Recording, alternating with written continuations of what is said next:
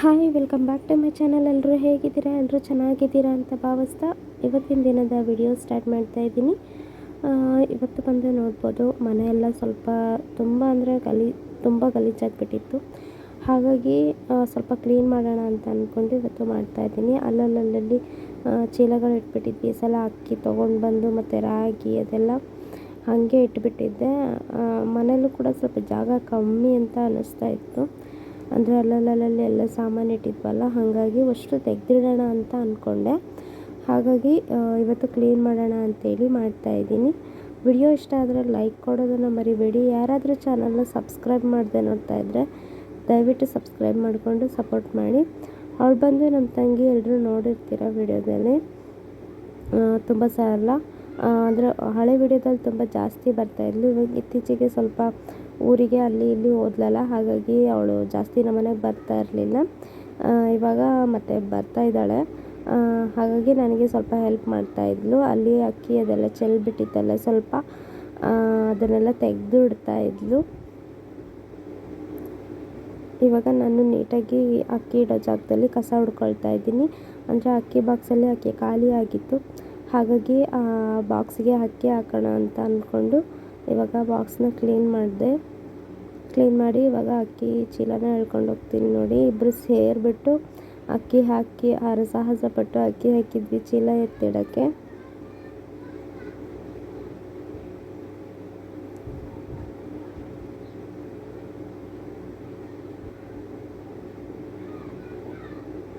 ನೋಡ್ಬೋದು, ಇವಾಗ ಅಕ್ಕಿ ಚೀಲನ ಎಳ್ಕೊಂಡು ಹೋಗ್ತಾ ಇದ್ದೀನಿ. ನಾನು ಒಬ್ಳಿಗೆ ಅದು ಎತ್ತಕ್ಕಾಗಲ್ಲ, ಹಾಗಾಗಿ ಅವಳಲ್ಲಿ ಕೂಡ ತೊಗೊಂಡೆ. ಎತ್ತಿದ್ಲು, ಅವಳೇ ಜಾಸ್ತಿ ಎತ್ತಿದ್ದು ನನಗಿಂತ ಹೇಳ್ಬೇಕು ಅಂದರೆ.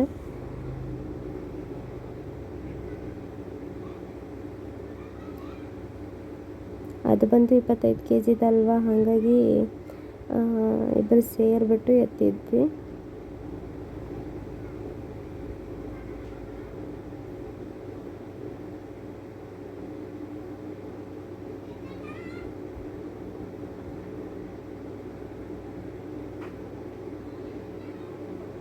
ನೋಡಿ, ಇಬ್ಬರು ಸಾಹಸ ಪಟ್ಟು ಹಾಕ್ತಾ ಇದ್ದೀವಿ ಅಕ್ಕಿನ. ಅಂತೂ ಇಂತೂ ಬಾಕ್ಸ್ಗೆ ಅಕ್ಕಿನ ಸುರಿದ್ವಿ. ಹಾಗೆ ಒಳಗಡೆನೂ ಕೂಡ ತುಂಬ ಕೆಲಸ ಇತ್ತು, ಇದನ್ನೆಲ್ಲ ಮುಗಿಸ್ಕೊಂಡ್ಬಿಟ್ಟು. ಅದಕ್ಕಿಂತ ಮುಂಚೆ ಈ ಕಡೆ ಎಲ್ಲ ಅಷ್ಟು ಕ್ಲೀನ್ ಮಾಡ್ಕೊಂಡಿದ್ದೆ. ಮಂಚದ ಕೆಳಗಡೆ ಮತ್ತು ಟಿ ವಿ ಹತ್ರ ಅಲ್ಲೆಲ್ಲ ತುಂಬ ಧೂಳಾಗ್ಬಿಟ್ಟಿತ್ತು. ವಾರಕ್ಕೆ ಒಂದು ಸಲ ಅಥವಾ 15 ದಿನಕ್ಕೆ ಒಂದು ಸಲನಾದರೂ ಈ ಥರ ಕ್ಲೀನ್ ಮಾಡ್ಕೊಳ್ಳೇಬೇಕು ನಾನು.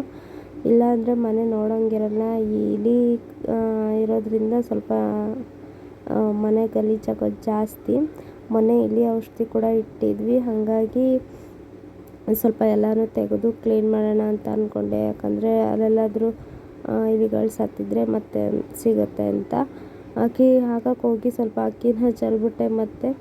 ಮತ್ತೆ ಅಕ್ಕಿ ಎಲ್ಲ ತೆಗೆದು ಮತ್ತೆ ಹಾಕಿದ್ದಾಯಿತು ಬಾಕ್ಸಿಗೆ.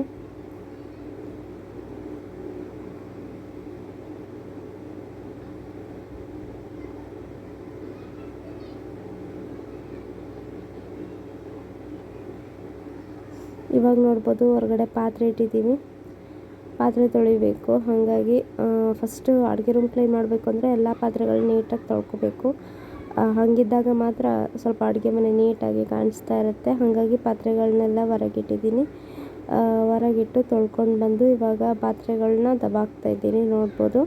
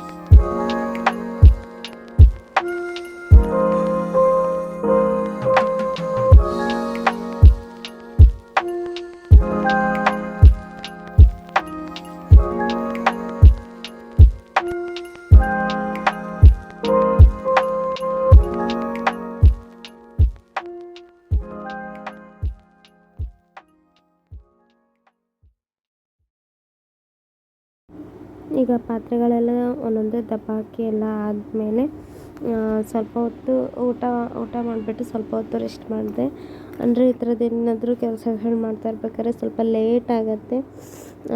ಹಾಗಾಗಿ ಮೊದಲು ಊಟ ಮಾಡ್ಕೊಂಬಿಡ್ತೀನಿ. ಫಸ್ಟು ಕೆಲಸದ ನಿಗದಲ್ಲಿ ಊಟನೇ ಮಾಡಿರಲ್ಲ ಒಂದೊಂದು ಟೈಮು. ಹಾಗಾಗಿ ನೆನಪು ಮಾಡಿಕೊಂಡು ಊಟ ಮಾಡ್ತೀನಿ. ಇವಾಗ ಅದನ್ನೆಲ್ಲ ಜೋಡಿಸಿ ಇಟ್ಬಿಟ್ಟು ಊಟ ಮಾಡಬೇಕು. ಇವತ್ತು ಹಸ್ಬೆಂಡ್ ಕೂಡ ಕೆಲಸದಿಂದ ಊಟಕ್ಕೆ ಬರಲ್ಲ ಅಂತೇಳಿ ಫೋನ್ ಮಾಡಿದರು. ಅಲ್ಲೇ ಊಟ ಕೊಡ್ತಾರೆ, ಬರಲ್ಲ ಅಂತ ಹೇಳಿದರು. ಹಾಗಾಗಿ ಸ್ವಲ್ಪ ಫ್ರೀ ಆಯಿತು ನನಗೆ. ಅಷ್ಟರೊಳಗಡೆ ನೋಡ್ತಾ ಇರ್ಬೋದು ಮಳೆ ಬರ್ತಾಯಿತ್ತು. ಹಾಗಾಗಿ ಸ್ವಲ್ಪ ಹೊತ್ತು ಊಟ ಮಾಡಿ ರೆಸ್ಟ್ ಮಾಡಿದೆ ನಾನು. ಇದು ರೆಸ್ಟ್ ಮಾಡೋಕ್ಕಿಂತ ಮುಂಚೆ ಮಳೆ ಬರ್ತಾಯಿತ್ತು. ಆಮೇಲೆ 1 ಗಂಟೆ 2 ಗಂಟೆ ಬಿಟ್ಟು ಮಲ್ಕೊಂಡು ಮತ್ತೆ ಎದ್ದೆ. ಅವಾಗೂ ಕೂಡ ಮಳೆ ಬರ್ತಾಯಿತ್ತು. ಆಮೇಲೆ ನೆಲ ಎಲ್ಲ ಒರೆಸ್ಕೊಂಡು ನೋಡ್ಬೋದು ಮನೆ ಯಾವ ಥರ ಕಾಣಿಸ್ತಾ ಇದೆ ಅಂತ. ಎಷ್ಟು ಕ್ಲೀನ್ ಮಾಡಿದ್ರೂ ಅಷ್ಟೇ ಆವಾಗ ಚೆನ್ನಾಗಿರುತ್ತೆ, ಆಮೇಲೆ ಮತ್ತು ಹಾಗೆ ಆಗಿಬಿಡುತ್ತೆ. ಎಲ್ಲ ಅಡುಗೆ ರೂಮೆಲ್ಲ ಕ್ಲೀನ್ ಮಾಡಿ ಸ್ನಾನಕ್ಕೆ ನೀರಿಗೆ ಇಟ್ಕೊಂಡಿದ್ದೀನಿ. ಇವಾಗ ಸ್ನಾನ ಮಾಡಿದ್ರೆ ಅಲ್ಲಿಗೆ ನನ್ನ ಕೆಲಸ ಮುಗೀತು. ಅಡುಗೆ ಮಾಡೋದಿದೆ, ಅಡುಗೆ ಮಾಡಿಕೊಂಡು ಊಟ ಮಾಡಿದರೆ ಆಯಿತು. ನೋಡ್ಬೋದು ರೆಡಿಯಾಗಿದ್ದೀನಿ. ಇಷ್ಟೇ ಇವತ್ತಿನ ವಿಡಿಯೋ. ಇಷ್ಟ ಆದರೆ ಲೈಕ್ ಮಾಡಿ, ಶೇರ್ ಮಾಡಿ, ಕಮೆಂಟ್ ಮಾಡಿ. ಯಾರಾದರೂ ಚಾನಲ್ನ ಸಬ್ಸ್ಕ್ರೈಬ್ ಮಾಡದೆ ನೋಡ್ತಾ ಇದ್ದರೆ ದಯವಿಟ್ಟು ಸಬ್ಸ್ಕ್ರೈಬ್ ಮಾಡ್ಕೊಂಡು ನೋಡಿ. Thanks for watching. ಬಾಯ್.